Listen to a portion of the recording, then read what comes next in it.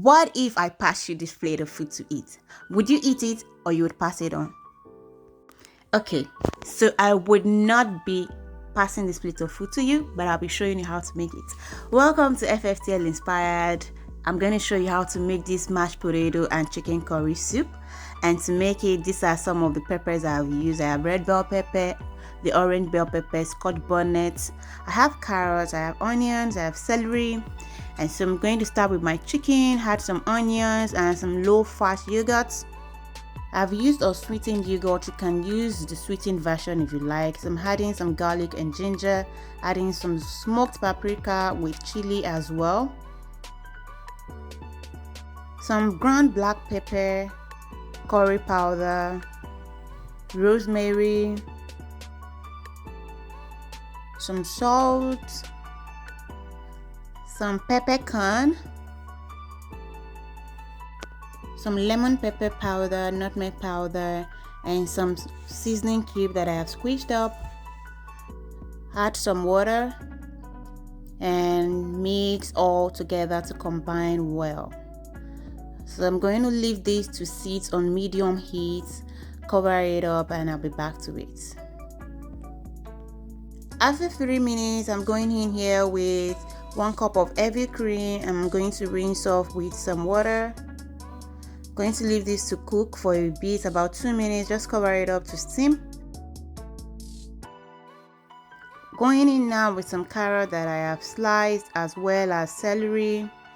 Combine well. Adding some cornstarch now. Cornstarch gives thickness to your soups, so you can add as much as you want to the consistency that you desire. Now I'm going to add all the red bell pepper, orange bell pepper, Scotch bonnet, green pepper, and my runner beans. Combine all together, and soup is almost ready.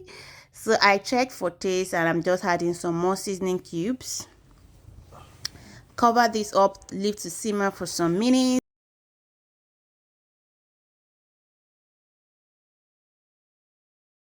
So I didn't leave this up to 5 minutes afterwards before adding the spring onion, because I don't want all my vegetables to get soft. So after this, my process is done. I washed my roasted baking potatoes, peeled and cut them up, and also added some water. So I'm going to leave this to boil until soft.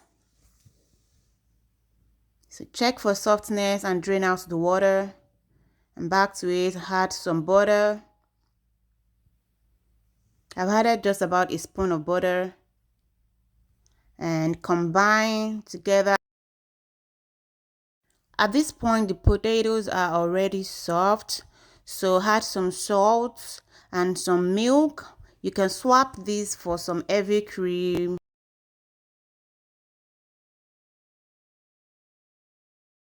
All of this together, and you can see it looks mashed up already, but that isn't the end. I'm going to go in with this potato masher and ensure that all solid lumps are gotten rid of. So mash, mash, mash, mash, mash, mash till every lump is out. I added some black pepper at this point, and I'm done with my mashing process. So I ensured that I got rid of every bit of lump as much as I could, and I'm adding some parsley here, some fresh parsley leaves. You can skip this if you don't have, but I like how it gave it a bit of color, and this is where we are. Our mashed potatoes is ready. Serving this now, I'm also going to garnish with some extra bits of black pepper. You can skip this process if you want. And this is what we have: mashed potatoes served with chicken curry. Yummy and delicious. Try out this recipe and leave your comments down below. Don't forget to subscribe, and I'll see you in my next one. Bye.